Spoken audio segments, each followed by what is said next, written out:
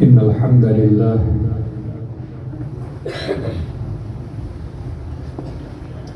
حمدا كثيرا طيبا مباركا فيه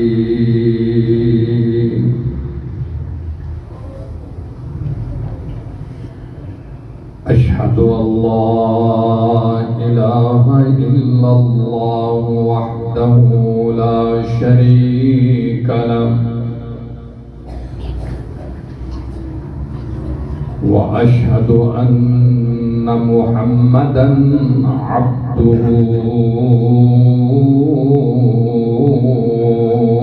ورسوله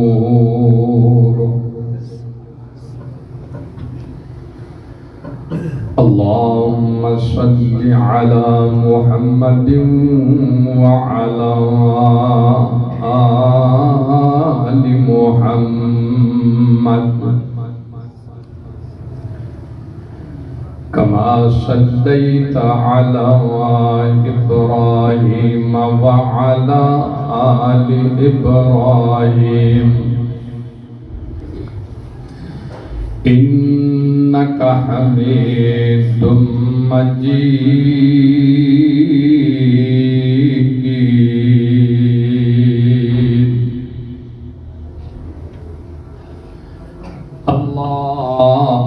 اللهم بارك على محمد وعلى آل محمد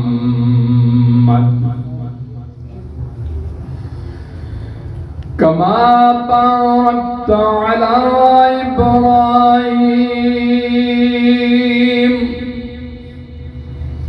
وعلى آل إبراهيم إنك حميد مجيد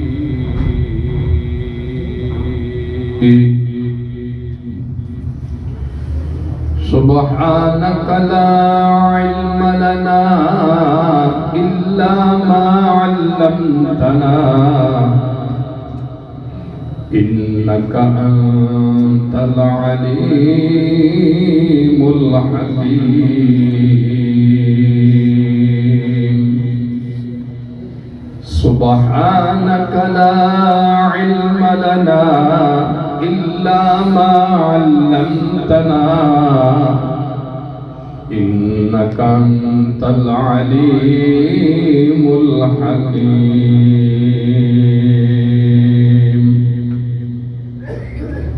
اللهم انفعنا بما علمتنا وعلمنا ما ينفعنا وزدنا علما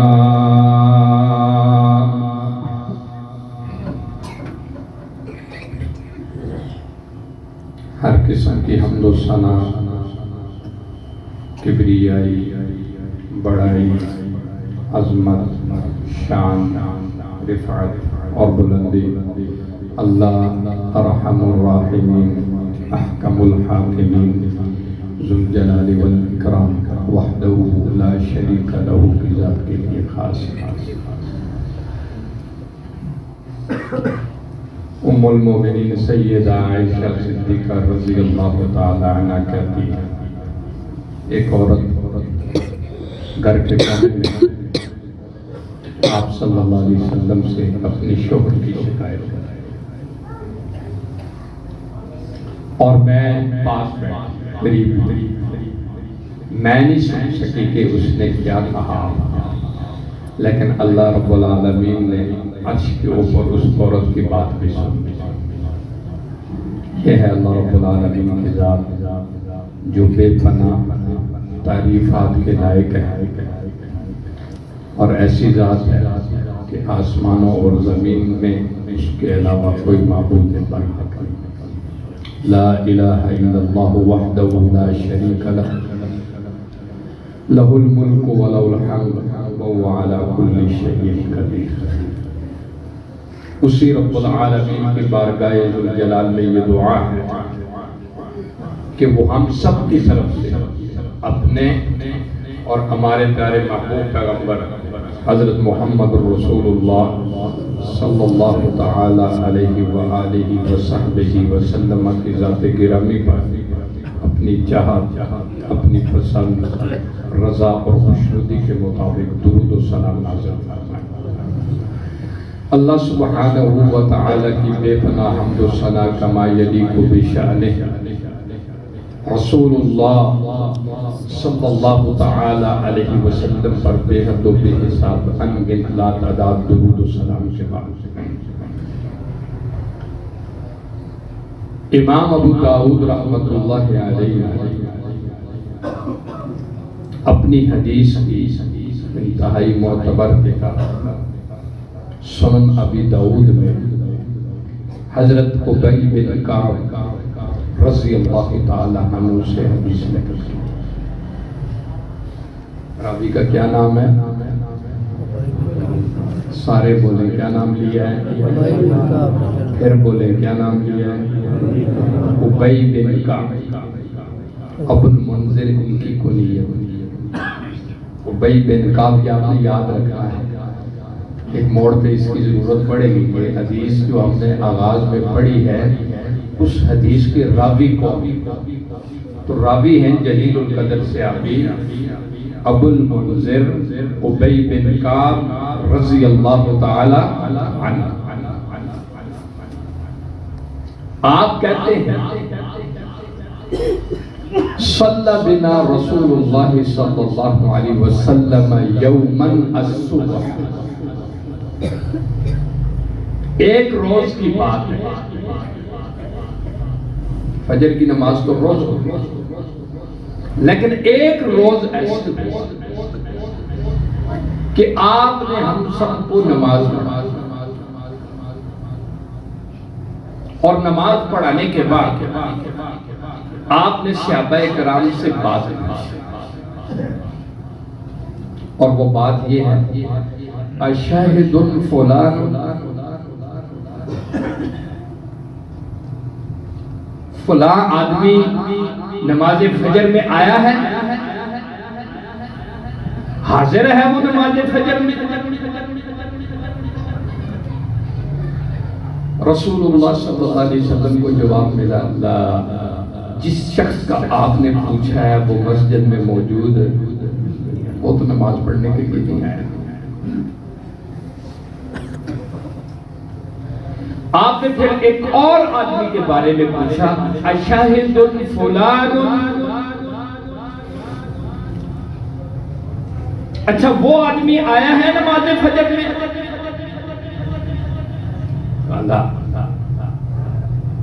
وہ بھی نہیں آیا۔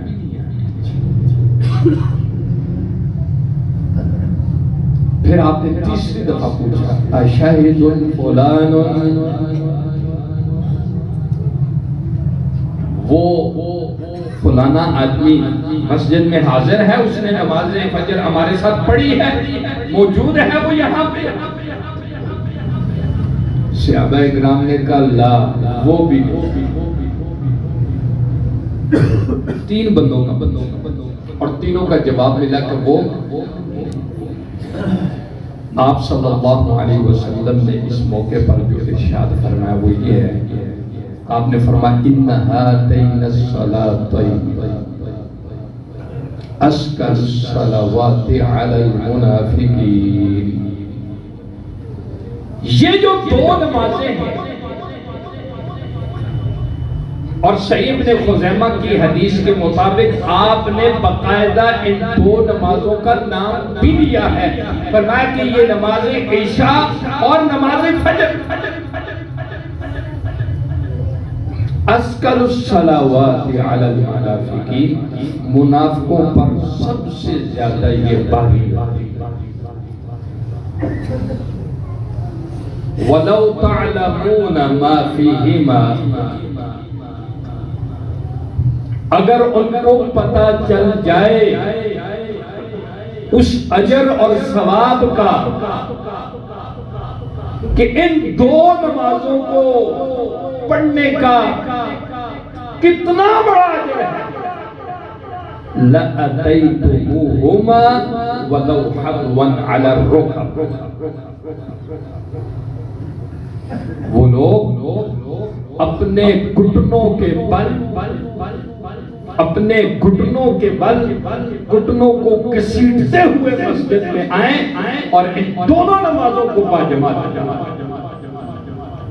الى آخر الحدیث.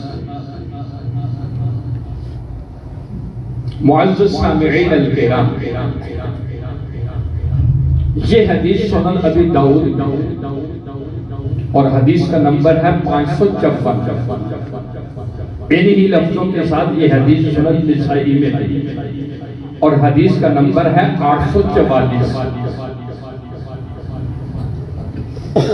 اس حدیث میں رسول اللہ صلی اللہ تعالی علیہ وسلم نے ایک بڑے اہم مسئلے کی نشاندہی فرمائی، اور وہ مسئلہ ہے کہ منافق آدمی پر نماز عشاء اور نماز فجر پڑھنا بہت مشکل ہے. ساری نماز اسکل الصلوات، نماز پڑھنے کا اسے دل نہیں کرتا، مشکل لگتا ہے.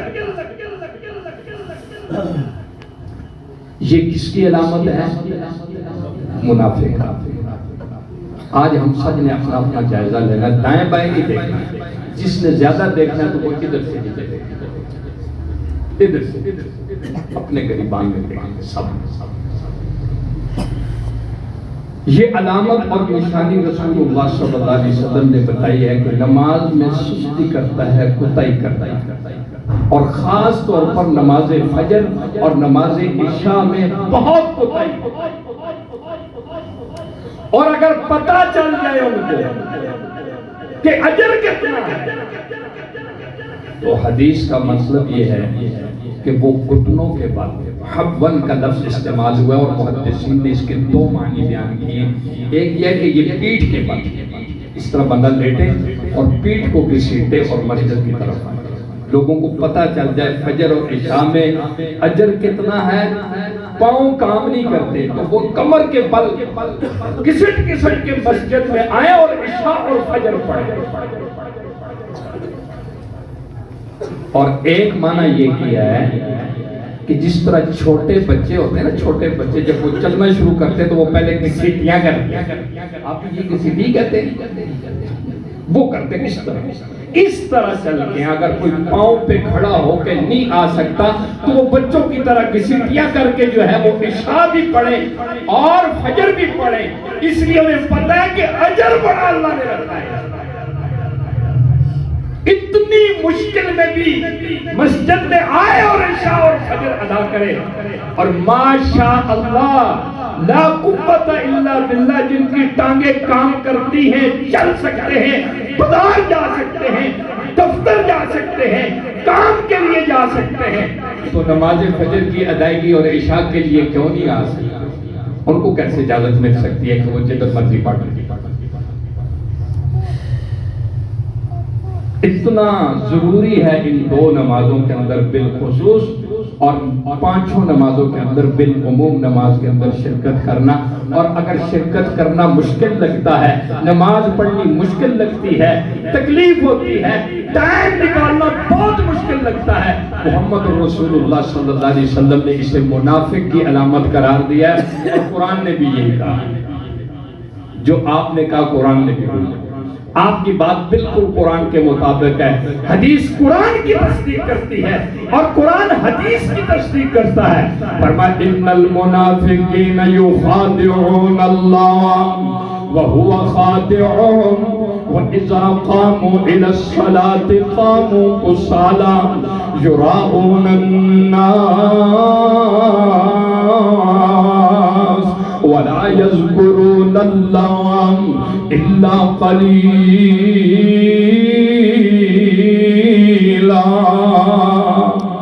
یہ سورہ النساء ہے، آیت نمبر 142 ہے. اللہ فرماتے ان المنافقین یخادعون اللہ، کہ منافق آدمی اللہ کو بھی دھوکے دیتا ہے. اللہ سے بھی ٹھگنے لگا. دھوکہ ہی ہوا نا, کسی کے ساتھ کوئی بات کریں اور اس کو پورا نہ کرے تو یہ کیا ہوتا ہے, اس کو دھوکے باز کہتے ہیں.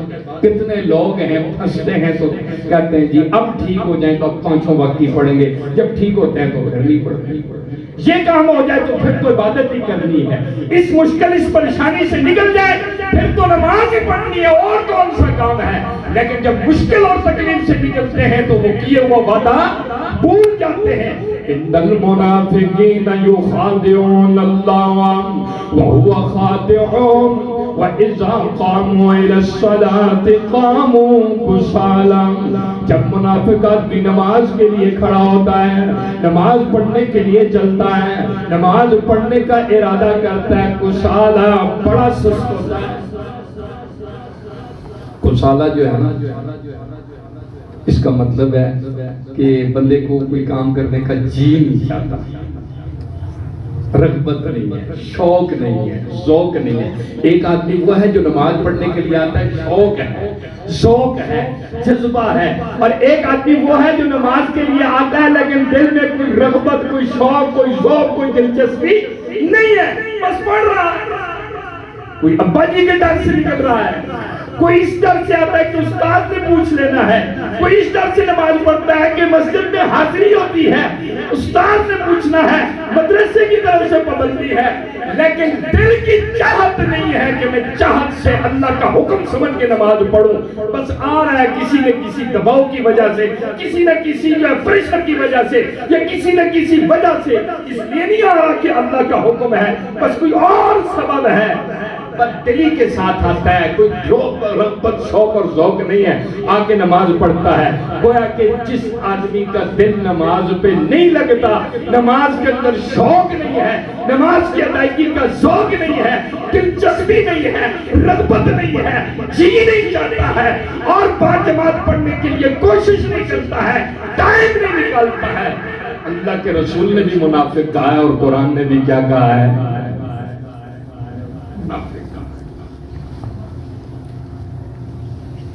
وَلَا يَذْكُرُونَ اللَّهَ إِلَّا قَلِيلًا. آ بھی جائے تو نماز بڑی جلدی جلدی پڑھتا ہے.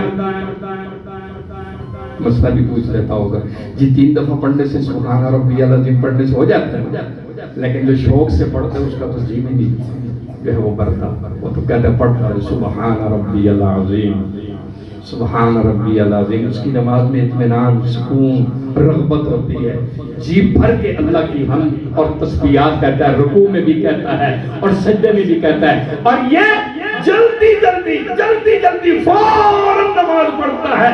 یہ علامت ہے منافق کی جو قرآن نے ذکر کی. انس بن مالک رضی اللہ تعالی عنہ حدیث کے راوی, سنن ابی داؤد کی حدیث اور حدیث نمبر 413. آپ صلی اللہ علیہ وسلم نے فرمایا تلک صلاۃ المنافقین, تلک صلاۃ المنافقین, تلک صلاۃ المنافقین. 3 دفعہ یہ منافق کی نماز ہے, یہ منافقوں والی نماز ہے, یہ منافقین والی نماز ہے. کون سی؟ یجلس احدون, نماز کا ٹائم ہے تو بیٹھا ہوا ہے. ہم نے ہر بندے نے اپنا نماز کا ٹائم ہے اور کیا ہے, بیٹھا ہوا ہے. ابھی تو اذان نہیں, بیٹھا ہوا ہے, ابھی تو اذان نہیں.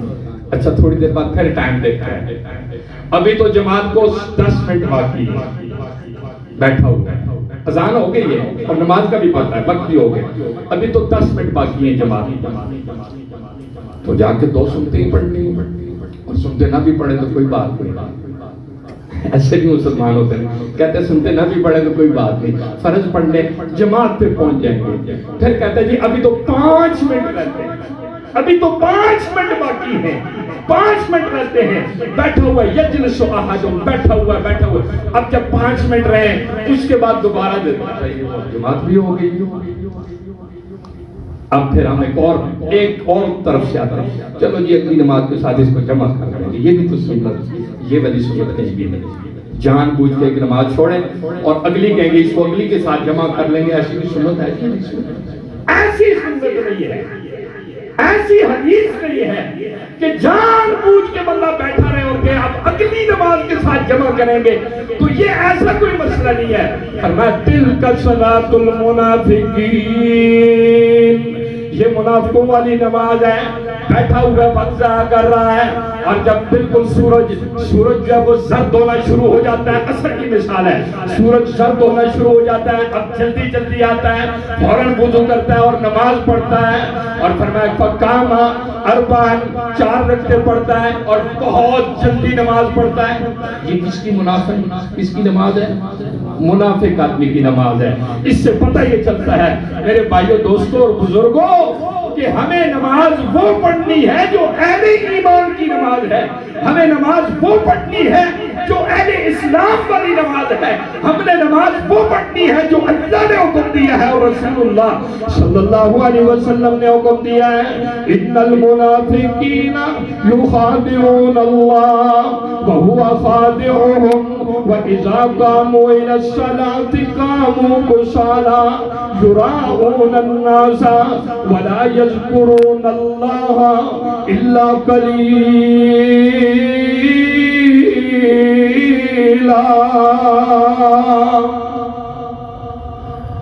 پہلی جو مثال سنی وہ تو عام نمازوں کی سنی، ایک مثال ہم فجر کی بھی دے دیں، اس میں کیا کرتے ہیں؟ الارم لگ گیا ہے جناب،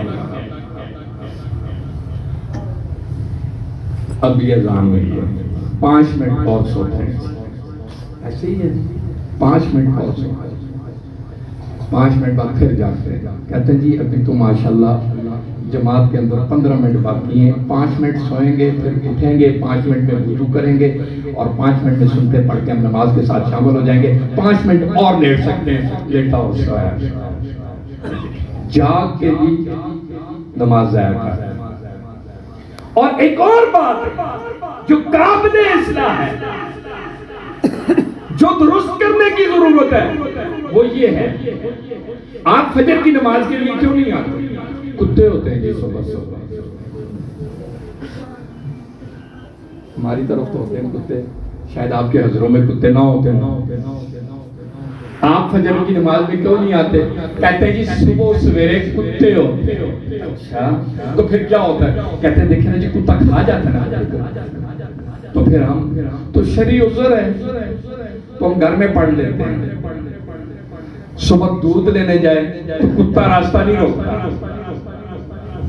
شرعی عذر ہے نا، دودھ بندہ 8 بجے لے آئے، دودھ کے لیے جائے گا صبح سویرے، نماز کے لیے نہیں آئے گا، کتا ہوتا ہے، دودھ کے لیے جائے گا، کتا اس کا راستہ نہیں روکتا۔ صبح صبح دفتر جائے گا،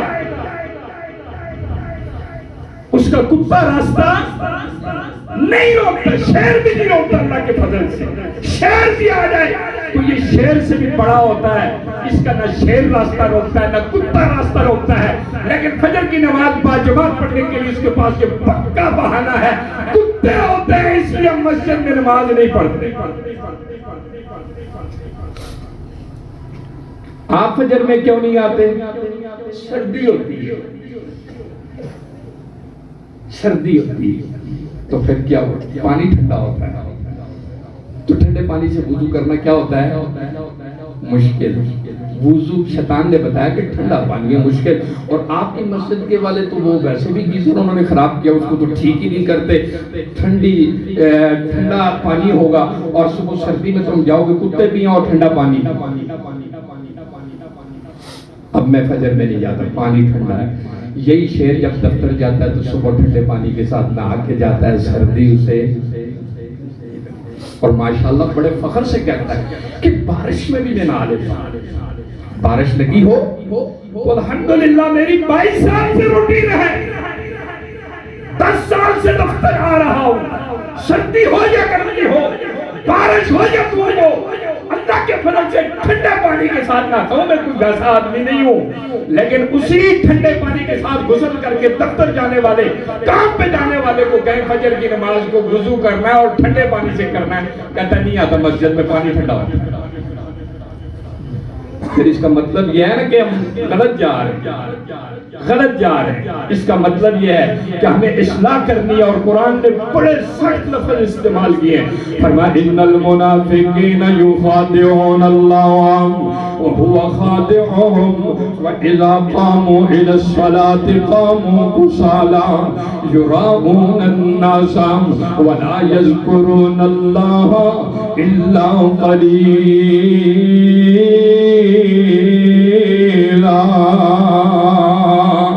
عمر بن خطاب رضی اللہ تعالی عنہ دوسرے خلیفہ راشد ہیں، خلیفہ ثانی ہیں، نبی کریم صلی اللہ علیہ وسلم کے سسر بھی ہیں۔ مشکات المصابیح کے اندر 858 نمبر حدیث ہے، آپ نے اپنے گورنر کو خط لکھا، گورنر کو خط لکھا اور ان کو یہ کہا کہ میرے نزدیک سب سے زیادہ اہم جو کام ہے، میرے نزدیک جو سب سے زیادہ اہم کام ہے وہ نمازوں کی پابندی۔ آج کوئی کہتا ہے گورنر اپنے گورنر کو کوئی بادشاہ کہتا ہے کہ میرے نزدیک سب سے اہم کام کیا ہے؟ نماز کی پابندی ہے۔ جس نے نماز کی پابندی کر لی اس نے دین کو محفوظ کر لیا، اور جس نے نماز ضائع کر دی اس نے اپنے دین کو ضائع کر دیا ہے۔ یہ مسئلہ بیان کرنے کے بعد 5 وقت کے اوقات لکھے ہیں اپنے گورنوں کو کہ فجر کی نماز کا ٹائم کیا ہے، عشاء کی نماز کا ٹائم کیا ہے، اور مغرب کی نماز کا ٹائم کیا ہے، عصر کی نماز کا ٹائم کیا ہے، ظہر کی نماز کا کیا ٹائم ہے۔ آپ نے سب سے پہلے ظہر کا وقت لکھا، پھر عصر کی نماز کا ٹائم لکھا، پھر مغرب کی نماز کا ٹائم لکھا، اور پھر عشاء کی نماز کا ٹائم لکھا، اور اس کے بعد ایک بات کہی اور 3 دفعہ عشاء کا ٹائم لکھنے کے بعد 3 دفعہ ایک بات لکھی، اور پھر آخر میں پھر فجر کا 5ویں نماز کا پھر ٹائم بتایا کہ فجر پڑھنے کا کیا وقت ہے، کیا ٹائم ہے، کس ٹائم پڑھنی ہے۔ آپ نے جو درمیان میں بات لکھی ہے عشاء کے وقت کے بعد، فرمایا فمن نام فلا نامت عینو، فمن نام فلا نامت عینو، فمن نام فلا نامت عینو۔ جو بغیر نماز پڑھے سو جائے، جو نماز پڑھے بے وقت نماز پڑھنے کے بعد سو جائے، سویا رہے، اللہ اس کی آنکھوں میں نیند ہی نہ لائے، اسے نیند ہی نہ آئے۔ کتنے سخت الفاظ ہیں۔ جو نماز کے وقت سویا رہے فلا نامت عینو، اس کا معنی یہ بھی کر سکتے ہیں کہ اللہ اس کی آنکھوں کو سکون ہی نہ دے۔ اور نیند کتنی بڑی نعمت ہے اللہ رب العالمین، پوچھے نہ جن کو نیند نہیں آتی، ساری رات جاگتے رہتے ہیں اور پھر گولی کھاتے ہیں کو نیند آتی، کتنی بڑی نعمت ہے۔ آپ نے فرمایا جو سویا رہے نماز کے وقت فلا نامت عینہ، اللہ اس کی آنکھوں میں نیند ہی نہ لائے، اس سے نیند ہی چھین جائے۔ اور نیند آپ کو پتہ ہے کیوں بندہ کرتا ہے؟ سکون کے لیے۔ لیٹتا ہے تو بندہ کیوں لیٹتا ہے؟ سکون کے لیے۔ رات کو سوتا ہے تو کس لیے سوتا ہے؟ آرام کے لیے، جسم کو آرام مل جائے، سکون مل جائے۔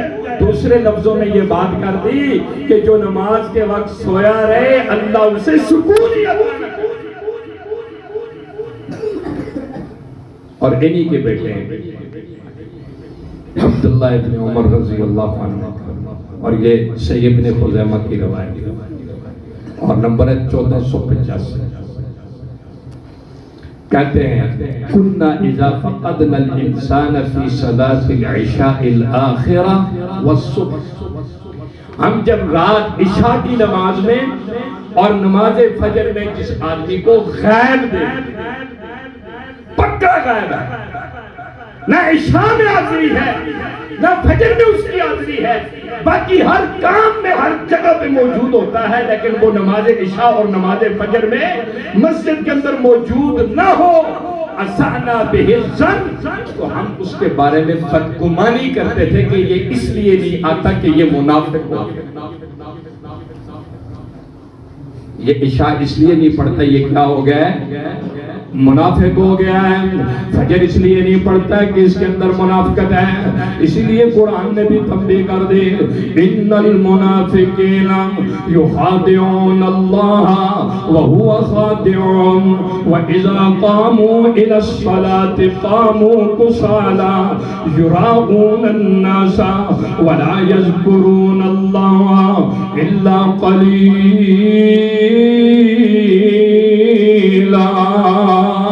ایک اور مثال بیان کرتے ہیں. امام بخاری رحمت اللہ علیہ نے صحیح البخاری میں یہ حدیث نقل کی ہے. سمرہ بن جندب رضی اللہ تعالیٰ عنہ حدیث کے راوی ہیں. حدیث کا نمبر 1114 ہے. آپ کہتے ہیں نبی صلی اللہ علیہ وسلم فجر کے بعد بیٹھتے اور بعض دفعہ کہتے کہ خواب ہی سنا دو. صحابہ کرام کو خواب پوچھتے تھے, پھر آپ تعبیر فرمائیں. ایک دفعہ پوچھا, کسی نے نہیں بتایا. آپ نے کہا آج پھر میں تمہیں اپنی خواب سناتا ہوں, آج میں تمہیں اپنی خواب سناتا ہوں. آپ صلی اللہ علیہ وسلم نے ایک لمبی خواب سنائی اور اس خواب کی صرف ایک بات. آپ کہتے ہیں میں نے خواب میں دیکھا کہ ایک آدمی لیٹا ہوا ہے. بات سمجھ میں آ رہی ہے نا ماشاءاللہ. آدمی کیا ہے؟ لیٹا ہوا ہے, اور اس کے سر کے اوپر بھی ایک آدمی کھڑا ہے. ایک لیٹا ہوا ہے, ایک اس کے سر کے اوپر کھڑا ہے. جو سر کے اوپر کھڑا ہے وہ پتھر لیتا ہے اور لیٹے ہوئے آدمی کے سر کے اوپر مارتا ہے. جب اس کے سر کے اوپر وہ پتھر لگتا ہے تو اس کا سر چکنا چور ہو جاتا ہے.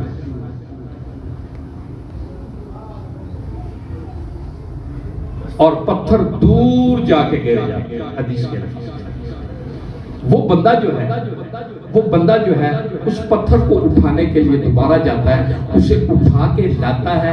اتنی دیر میں وہ جو بندہ لیٹا ہوتا ہے اس کا سر صحیح سلامت ہو جاتا ہے. وہ بندہ پھر اس کے سر میں پتھر مارتا ہے. وہ بندہ پھر اس کے سر میں وہ پتھر مارتا ہے.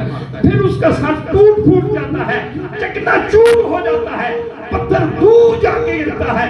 وہ اٹھانے کے لیے پھر جاتا ہے, واپس آتا ہے, اس کا سر صحیح سلامت ہوتا ہے.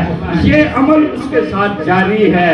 آپ صلی اللہ علیہ وسلم نے اور بھی جو دیگر مناظر دیکھے خواب میں, ان کو بیان کیا, پھر اس کی توجیہ اور تعبیر فرمائی. اس آدمی کے بارے میں آپ نے یوں ارشاد فرمایا, یہ جو لیٹا ہوا ہے, یہ جو لیٹا ہوا ہے اور اس کو پتھر سر میں لگ رہا ہے, اس کا سر ٹوٹ جاتا ہے اور پھر اس کو دوبارہ مارا جاتا ہے. آپ نے فرمایا فَإِنَّهُ يَأْخُذُ الْقُرْآنَ, فَإِنَّهُ يَأْخُذُ الْقُرْآنَ. قرآن پڑھ لیا ہے, قرآن پڑھ لیا ہے. فَيَرْفِزُهُ, قرآن تو پڑھا ہے لیکن قرآن پڑھنے کے بعد قرآن کو چھوڑ دیا, رفض چھوڑ دیا. ایک تو اس کا یہ جرم ہے, قرآن پڑھ لیا ہے, قرآن یاد کر لیا ہے, قرآن کی تعلیم لے لی ہے, لیکن پڑھنے کے بعد بس خلاص ختم, اس کو سزا مل رہی ہے. اور دوسری اس آدمی کی غلطی اور جرم یہ تھا وَيَنَامُ عَنِ الصَّلَاةِ الْمَكْتُوبَةِ, یہ فرض نماز پڑھے بغیر سویا رہتا ہے. نماز کا ٹائم ہے سویا ہوا ہے, نماز کا وقت ہے سویا ہوا ہے. یہ زور کے ٹائم بھی ہو سکتا ہے کہ سویا ہوا ہے, یہ عصر کے ٹائم بھی ہو سکتا ہے کہ نماز کا ٹائم ہے سویا ہوا ہے, یہ مغرب کے ٹائم بھی ہو سکتا ہے کہ نماز کا ٹائم ہے جناب سوئے ہوئے ہیں. یہ عشاء اور فجر ہے, اس میں زیادہ تاکید عشاء اور فجر کی ہے کہ عشاء پڑھے بغیر سو گیا اور فجر کے ٹائم سویا رہا. محمد رسول اللہ کو اللہ سبحانہ وتعالی نے سزا سنا دی, سزا دکھا دی اپنی آنکھوں کے ساتھ کہ یہ اس آدمی کا حشر ہے جو نمازوں کے وقت لاپرواہی کرتا ہے, سویا رہتا ہے, نہ اسے فجر کی پرواہ ہے, نہ اسے نماز عشاء کی پرواہ ہے. اللہ رب العالمین نے اس کی سزا دکھا کے ہمیں ڈر پیدا کیا ہے کہ ہمیں عشاء اور فجر کے اندر نمازوں کے اندر سستی نہیں کرنی چاہیے. کیا کرنا چاہیے؟ کرنا یہ چاہیے حافظو علی الصلوات والصلاة الوسطى وقوموا للہ قانتین.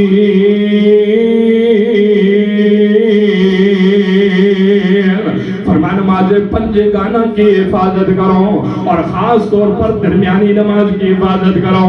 وَقُومُوا لِلَّهِ قَانِتِينَ.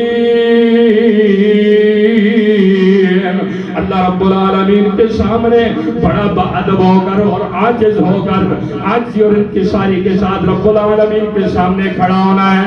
نمازوں کی پابندی کی تاکید کر دی ہے. یہ سورہ البقرہ ہے اور دوسرا پارہ ہے اور آیت نمبر 238. حافظوا علی الصلوات والصلاة الوسطى وقوموا للہ قانتین. کسی کو بھی نماز کے اندر سستی نہیں کرنی چاہیے. حافظ ہے یا غیر حافظ ہے, عالم ہے یا مقتدی ہے, عالم ہے یا غیر عالم ہے, امام ہے یا مقتدی ہے, نہ نماز عشاء میں سستی ہونی چاہیے, نہ نماز فجر میں کوتاہی ہونی چاہیے, نہ نماز پنجگانہ میں سستی اور کوتاہی ہونی چاہیے. لیکن خاص طور پر جو حافظ قرآن ہے, جو قرآن کا عالم ہے, ان کو تو بالکل سستی نہیں کرنی چاہیے. بہت برا اثر پڑتا ہے اگر امام صاحب صبح چلو کبھی آنکھ لگ بھی جاتی ہے, لگ جاتی ہے. رسول اللہ صلی اللہ علیہ وسلم ایک دفعہ سو گئے, سورج نکلا تو آپ کی آنکھ کھلی. لیکن یہ اتفاق کی بات ہے, یہ کیسی بات ہے کہ ہر روز مقتدی انتظار کریں کہ امام صاحب کو جگائیں اور وہ ہمیں مہربانی کر کے نماز پڑھا دیں. تو پھر میرے بھائیوں, دوستوں اور بزرگوں, یہ بات قابل اصلاح ہے کہ نہیں ہے؟ محلے کے اندر ایک بچہ قرآن مجید حفظ کر کے آ گیا, سارے محلے سے لوگ نماز پڑھنے کے لیے جاتے ہیں. حافظ صاحب کر جب چھٹی جاتے ہیں مسجد میں نماز پڑھنے کے لیے نہیں جاتے ہیں. یہ معاشرے کے اوپر بڑا برا اثر پڑتا ہے. عالم کو نماز کی بڑا خیال رکھنا چاہیے, عالم دین کو نماز کی بڑی سخت شدید پابندی کرنی چاہیے. حافظوا علی الصلوات والصلاة الوسطى وقوموا للہ قانتین. اللہ رب العالمین الکرام کو جزائے خیر عطا فرمائے. انہوں نے یہاں پر بڑا بہترین نقطہ بیان کیا ہے. کہتے ہیں اس سے پہلے یہ جو آیت ہے نا, یہ جو حافظوا علی الصلوات والصلاة الوسطى وقوموا للہ قانتین, اس سے پہلے جو مسائل اللہ نے بیان کیے ہیں وہ نکاح, شادی اور طلاق کے مسائل. ایک بات ہے, نکاح کے مسائل, طلاق کے مسائل, عورتوں کے گھریلو مسائل, سارے مسائل یہ گھریلو مسائل. اس کے بعد کہہ دیا حافظوا علی الصلوات والصلاة الوسطى وقوموا للہ. اس کے بعد سفر جہاد شروع ہو گیا, جہاد کے مسائل شروع ہو گئے, جہادی سفر کا تذکرہ شروع ہو گیا. پیچھے گھر کی باتیں ہیں, گھریلو امور ہیں, نکاح کے مسائل ہیں, شادی کے مسائل ہیں, طلاق کے مسائل ہیں, رجوع کے مسائل ہیں, اور عورتوں کے ایام مخصوصہ کے مسائل ہیں, اور اس کے بعد نماز کی پابندی کا ذکر ہے. پھر اللہ نے جہادی سفر کا تذکرہ کر دیا اور درمیان میں کہا نماز کی پابندی کرو. کتنا باریک نقطہ ہے. اللہ تعالیٰ اہل علم کی قبروں کو جو ہے منور فرمائے, اور جو زندہ ہیں اللہ انہیں صحت اور ایمان کی سلامتی والی زندگی نصیب فرمائے. کہتے ہیں دیکھو نماز چھاٹ ہی اس لیے. حاجی صاحب آج کل آپ نماز میں نظر نہیں آ رہے, پکے نمازی ہو جی. آج کل شادی لگی محلے شادی جی, حاجی صاحب کے محلے میں شادی ہے اور نماز چھوڑ دی ہے. پکے نمازی اور کیوں نہیں آ رہے مسجد؟ شادی ہے جی محلے میں. اگر اپنے کسی بیٹے پوتے چاچے کی ہو جائے تو پھر حافظوا علی الصلوات والصلاة الوسطى. اور شادی محلے میں ہے, نماز تو نے ضائع کر دی. شادی تیرے بھتیجے کی ہے, نماز ضائع کر دی. شادی تیرے دوست کے گھر میں ہے, نماز ضائع کر دی. تیری اپنی شادی بھی ہو لیکن نماز ضائع نہیں کرنی. حافظوا علی الصلوات والصلاة الوسطى وقوموا للہ قانتین. حضرت والا آپ تو بڑے پکے نمازی ہیں, کافی دنوں سے مسجد میں نظر نہیں آ رہے. خیریت تو ہے, ظہر میں بھی نہیں تھے, خیریت تو ہے رات عشاء میں بھی آپ موجود نہیں تھے, خیریت تو ہے فجر میں کافی دنوں سے شاہد ہیں. کیا مسئلہ؟ جھگڑا لگ گیا تھا. سارے کیا لگے گئے جھگڑا گھر میں جھگڑا ہے تو نماز کیا جھگڑا ہے جی وہ بس بچے نے طلاق دے چھوڑی ہے نا تو بس رولا بن گیا قرآن نے طلاق کا مسئلہ بیان کیا اور ساتھ یہ بتایا حافظوا علی الصلوات والصلاة الوسطى وقوموا للہ قانتین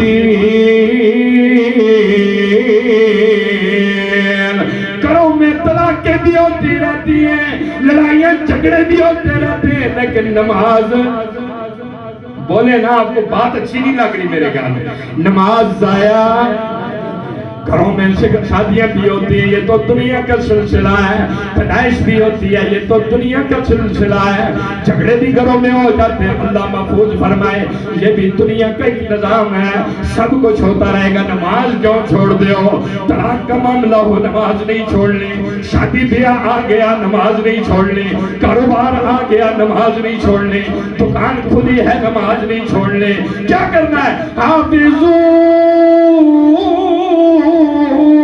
على الصلوات والصلاة الوسطى وقوموا لله قانتين صلاة وسطی سے مراد نماز اثر راجہ قول کے مطابق یہاں پر ایڈے نم بیٹھے نا ماشاءاللہ فرمان راجہ قول کے مطابق درمیانی نماز سے مراد نماز اثر ہے نماز حشر کی بھی تاکید ہو گئی نماز عشاء کی بھی تاکید ہو گئی نماز فجر کی بھی تاکید ہو گئی ظہر کی بھی تاکید ہو گئی اور مغرب کی بھی ہو گئی حافظوا علی الصلوات والصلاة الوسطى وقوموا للہ قانتین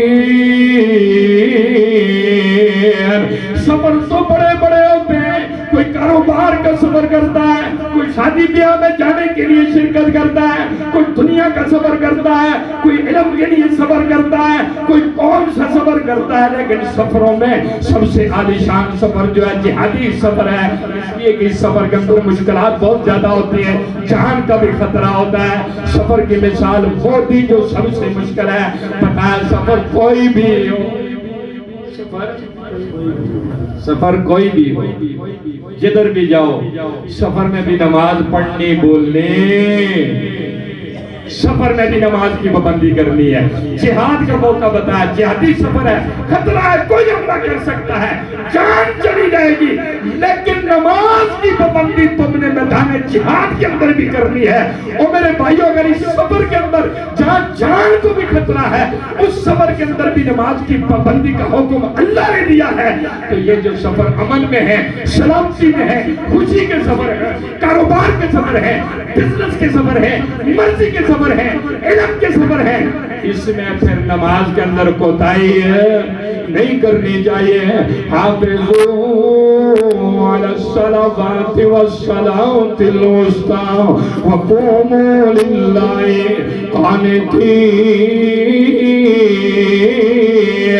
میں نے شروع میں کہا تھا بن کعب کے نام کو یاد رکھنا ہے میں اس طرف رخ پھیرنے لگا ہوں لیکن اس سے پہلے یہ جتنی بھی گفتگو کی ہے اس پر ایک آدھ مثال بھی دینا چاہتا ہوں سنن ابی داؤد کے اندر امام ابو داؤد رحمت اللہ علیہ نے حدیث نقل کی ہے صحیح مسلم کے اندر بھی یہ حدیث آتی ہے عمرو بن ابو عبد الرحمن کہتے ہیں میں مغرب کی نماز کے بعد مسجد میں داخل ہوا میں نے دیکھا ہے حضرت عثمان رضی اللہ تعالیٰ عنہ مسجد میں اکیلے ہی بیٹھے ہوئے اکیلے ہی بیٹھے مسجد خالی ہے اور حضرت عثمان کیا کر رہے ہیں جی آپ کیوں بیٹھے اکیلے شادی نماز پڑھتے ماشاءاللہ یہ احساس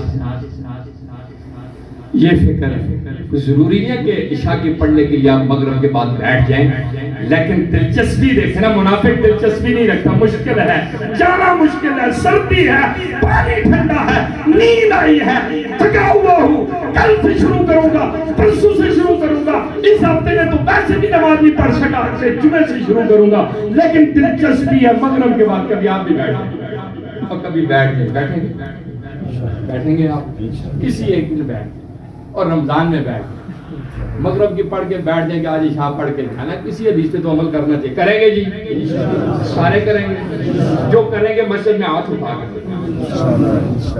کوئی رہ گیا ایک دن کم از کم زندگی میں ہونا آپ کا عشاء پڑھ کے مسجد میں بیٹھے ہیں، عشاء مغرب پڑھ کے آپ جو ہے وہ بیٹھے ہوئے کم عشاء پڑھ کے جائیں گے. اللہ ہم سب کو توفیق عطا فرمائے. اور کئی مرتبہ یہ کام کریں.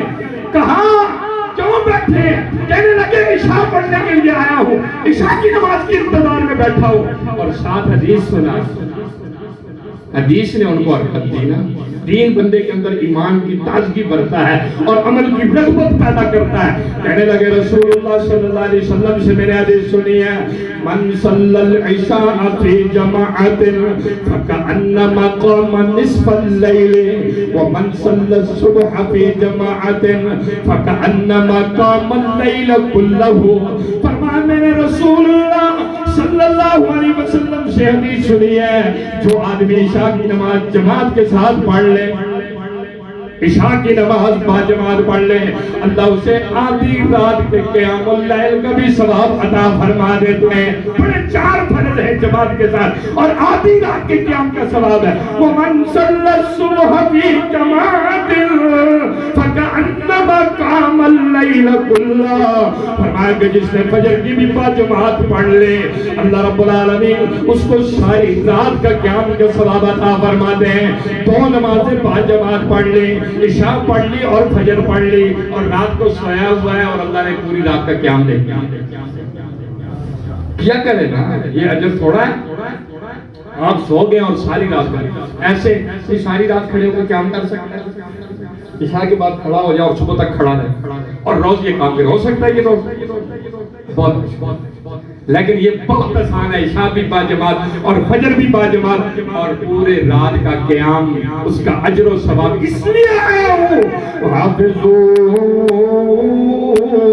علی الصلوات والصلاة الوسطى وقوموا للہ قانتین. صحیح البخاری کی مثال دیتے ہیں اور بھائی بن کعب والی بات کی طرف آتے ہیں اور بات ختم کرتے ہیں. ابو قتادہ رضی اللہ تعالیٰ عنہ حدیث کے راوی ہیں. یہ سفر کی مثال ہے.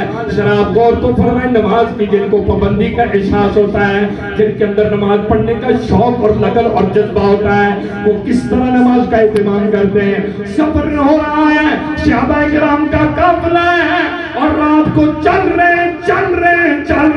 صحابہ کرام محمد الرسول اللہ صلی اللہ علیہ وسلم سے کہتے ہیں، یا رسول اللہ صلی اللہ علیہ وسلم لو عرست بنا، یا رسول اللہ کہیں پڑاؤ کر دیں، تھک گئے، رات ہے، تھک گئے، رات کا سفر ہے، تھک گئے، کہیں پڑاؤ کر دیں، تھوڑا سا آرام کر لیں. آپ نے فرمایا اخاف ان تناموا علی الصلاۃ. پڑاؤ تو ڈالیں گے لیکن پتہ ہے کیا مجھے ڈر ہے کہ سفر کی تھکاوٹ ہے اور جب پڑاؤ کریں گے تو سوئے رہیں گے، نماز فجر ضائع ہو جائے گی. اسے کہتے ہیں نماز کی حفاظت. نہیں دیکھتے کیوں؟ نماز ضائع ہو جائے. حضرت بلال کہنے لگے انا اوقظکم یا رسول اللہ صلی اللہ علیہ وسلم. یہ آپ نے حدیث پوری جو ہے نا حافظ شیخ محمد صاحب حافظہ اللہ سے خطبہ جمعہ میں سنی، اس کے بعد سے کیا ہوا، لیکن ہم یہاں صرف یہ بات کہتے ہیں. کتنی ذمہ داری ہے. فرمانا انا اوقظکم یا رسول اللہ، یا رسول اللہ صلی اللہ علیہ وسلم اجازت دے دیں، بلال جگائے گا سب کو نماز فجر کے لیے. اسے کہتے ہیں نماز کی پابندی، اسے کہتے ہیں نماز کا شوق، اسے کہتے ہیں نماز کا ذوق، جو مسلمان کے اندر جو ہے ہونا چاہیے. اور مسلمان کو اہل ایمان والی، اہل اسلام والی، قرآن اور حدیث والی نماز کی پابندی کرنی چاہیے. منافقین والی نماز سے جان چھڑانی چاہیے. میں نے شروع میں حدیث سنائی تھی، راوی تھے کون؟ سارے کہیں کون راوی تھے؟ اونچا بولے کون راوی تھے؟ ابی بن کعب. کچھ باتیں بچوں کے لیے بھی ہونی چاہیے. تقریب جو ہے وہ حفاظ کرام کی شان میں ہے، تو ان کے لیے بھی کوئی بات ہونی چاہیے کہ ابی بن کعب کون، قرآن کے ساتھ جن کا تعلق ہے وہ کون تھے. ابی بن کعب جو تھے ان کی کنیت ہے ابو المنذر. سید القراء ان کا لقب ہے. سید القراء ان کا کیا ہے؟ لقب ہے. توجہ میری طرف کرنی ہے آپ نے. سید القراء ان کا لقب ہے اور سید الانصار بھی ان کو کہتے ہیں. قاری قرآن ہے اور ان کو یہ اعزاز اور شرف حاصل ہے صحیح البخاری کی حدیث کے مطابق 4999 نمبر حدیث ہے.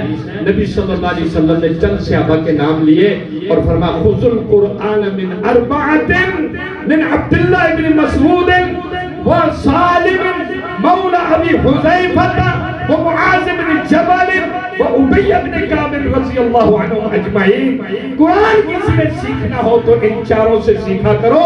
یہ قرآن کے بہت اچھے ماہر، بہت اچھے استاد ہیں. ان چاروں میں سے ایک ماہر کون تھے؟ ابی بن کعب. اور اتنے ماہر تھے اللہ کو بھی بڑے پسند. صحیح مسلم کی حدیث ہے، ایک کم 800 نمبر ہے حدیث. اللہ تعالیٰ نے نبی صلی اللہ علیہ وسلم کو حکم دیا کہ آپ ابی بن کعب کے پاس اور ان کو جا کر سورۃ البینہ کی تلاوت سے. اللہ نے پیغام بھیجا کس کو؟ محمد الرسول اللہ صلی اللہ علیہ وسلم جائیں کس کے پاس؟ ابی بن کعب کے پاس. کرنا کیا ہے؟ قرآن سنانا ہے. سورت کون سی ہے؟ سورۃ البینہ. یہ 30ویں سپارے کی سورت ہے. جائیں سورۃ البینہ ان کو سنائیں. محمد الرسول اللہ صلی اللہ علیہ وسلم تشریف لے گئے آپ کے پاس اور جا کر کہا مجھے اللہ نے حکم دیا ہے ابی میں تمہیں سورۃ البینہ کی تلاوت سناؤ. تو ابی بن کعب کہتے ہیں یا رسول اللہ صلی اللہ علیہ وسلم اللہ نے میرا نام لیا ہے. اللہ نے میرا نام لے کے کہا. کہا ابی بن کعب اللہ نے تیرا نام لے کے مجھے کہا. اللہ اکبر. یہ عزت یہ شرف کیوں ملا؟ قرآن کے ساتھ جتنا مضبوط تعلق، قرآن کے ساتھ جتنا مضبوط تعلق، اس کو پڑھنا ہے، اس کو یاد رکھنا ہے، اس کو سننا ہے، اس کا ترجمہ پڑھنا ہے، اس کے مطابق زندگی بسر کرنی ہے. پھر اللہ ان لوگوں کی بڑی مقام اور رتبہ اور شان میں اضافہ کرتے ہیں. صرف تعلق قرآن کے ساتھ ہونا چاہیے. یہی ابی بن کعب ہے رضی اللہ تعالیٰ عنہ. محمد رسول اللہ صلی اللہ علیہ وسلم نے پوچھا ابی بن کعب قرآن مجید کی سب سے عظیم آیت کون ہے؟ یہ صحیح مسلم کی حدیث ہے اور حدیث کا نمبر 810. سب سے عظیم آیت کون سی ہے؟ ابی بن کعب کہنے لگے اللہ و رسولہ عالم. اللہ اور اس کے رسول جو ہے وہ بہتر جانتے ہیں. آپ نے پھر کہا ابی بن کعب قرآن مجید کی سب سے عظیم آیت کون سی ہے؟ اب کے بار ابی بن کعب نے جواب دیا. کتنے ماہر تھے قرآن کے، کتنے عظیم عالم تھے قرآن کے.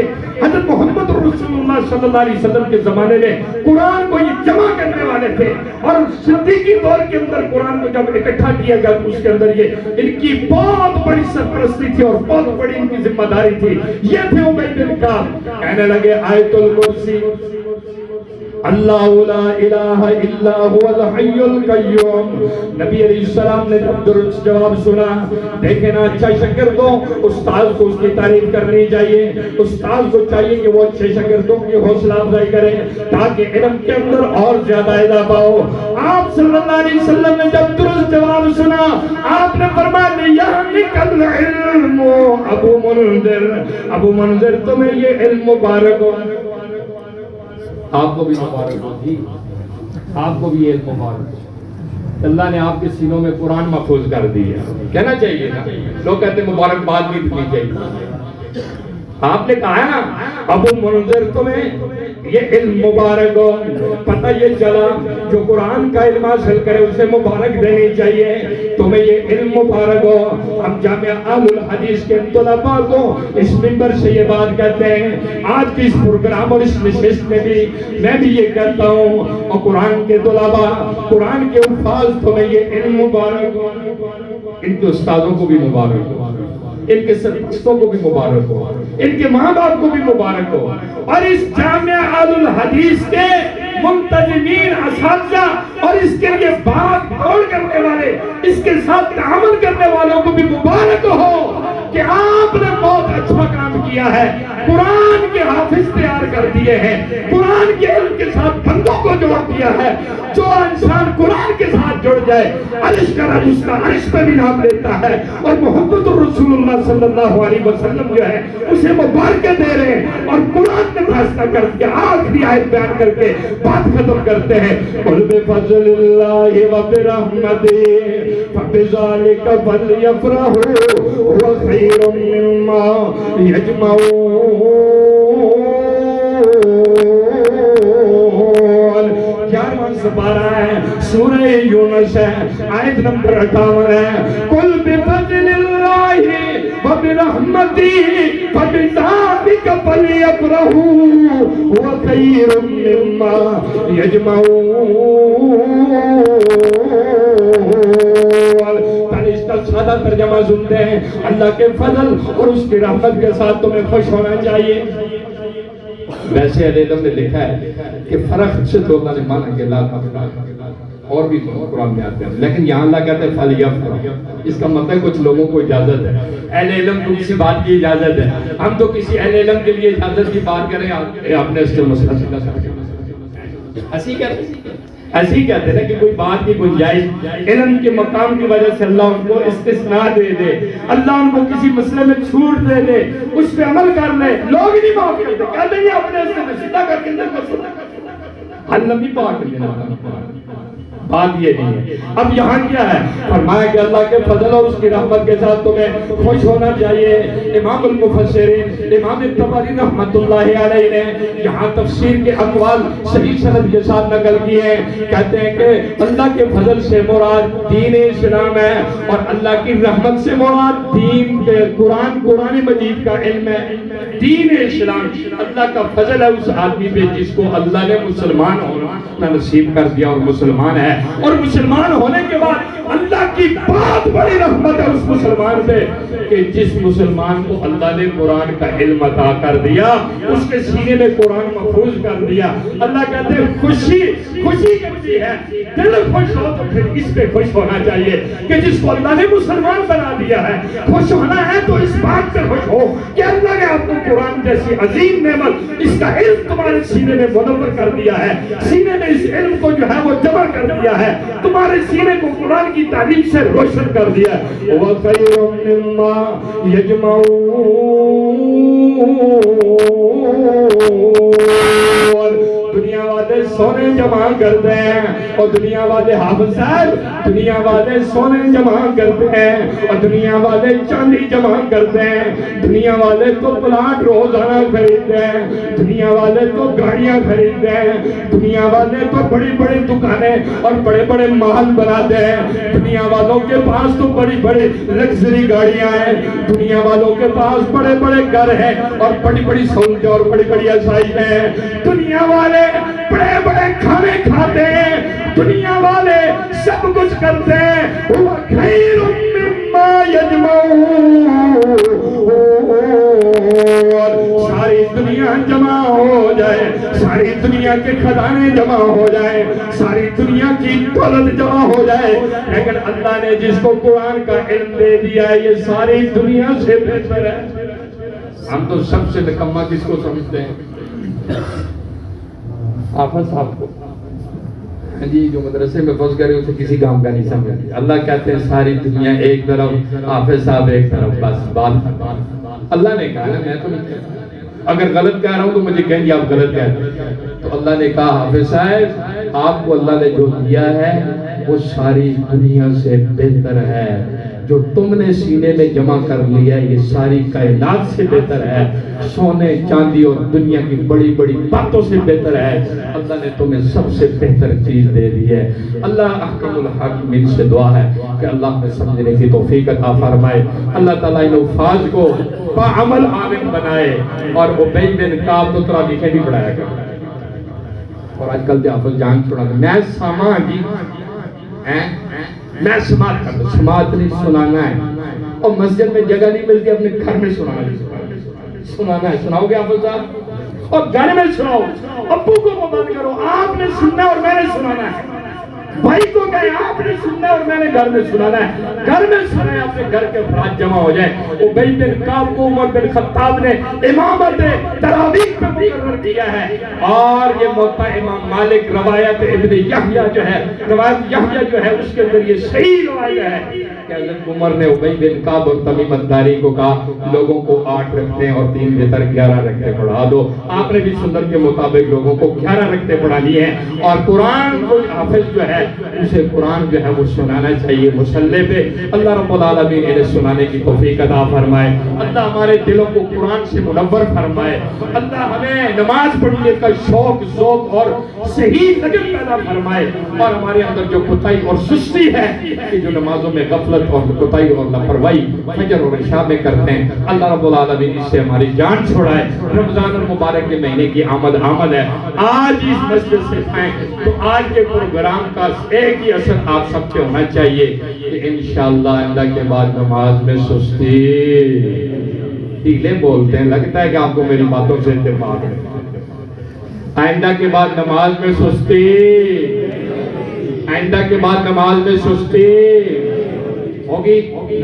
پتہ ہے آپ کو شیطان ایک بات بھی کہہ رہا ہوگا، کہتے تو ہیں آپ کے یار آپ کے ساتھ کہیں گے کہ آپ بولتے نہیں، شیطان کہتے ہیں مسجد میں وعدہ نہ کرنا تو پورا نہیں کر سکتا، یہ بڑا وعدے، مطلب ہم وعدے کے بڑے پہ باندھ لینا تو کہتے نہیں جی مسجد میں نے آنی کرنی، کیونکہ بندہ پھر تمہیں پتہ ہے نا جی کام ہوتے ہیں تو نماز رہ جاتی ہے، بندہ سچے دل سے نہیں کہتا پوری کرے، سچے دل سے کہیں آئندہ کے بعد نماز میں سستی نہیں کرنی اللہ کے فضل سے، اور نماز پنجگانہ اور بالخصوص نماز عشاء اور فجر اپنی مسجدوں میں ادا کیا کرو۔ اللہ ہم سب کو عمل کی توفیق عطا فرمائے، اللہ اس دینی ادارے کو دن دگنی رات چگنی ترقی عطا فرمائے۔ اللہ رب العالمین اس ادارے کی، اس مسجد کی بنیاد رکھنے والے محدث الازہر حافظ زبیر علی زئی رحمت اللہ علیہ کی قبر کو منور فرمائے، اللہ ان کو کروٹ کروٹ رحمت نازل فرمائے، اللہ ان کی قبر کو جنت الفردوس کا باغ بنائے، اور ان کو بھی اور ان کی کتابوں کو بھی ان کے لیے صدقہ جاریہ بنائے، اور ہمیں بھی کل قیامت والے دن ان لوگوں میں اللہ شامل فرمائے جو دین کی خدمت کرنے والے ہیں اور اخلاص کے ساتھ کرنے والے ہیں۔ سبحانک اللہم و بحمدک، اشہد ان لا الہ الا انت، استغفرک و اتوب الیک۔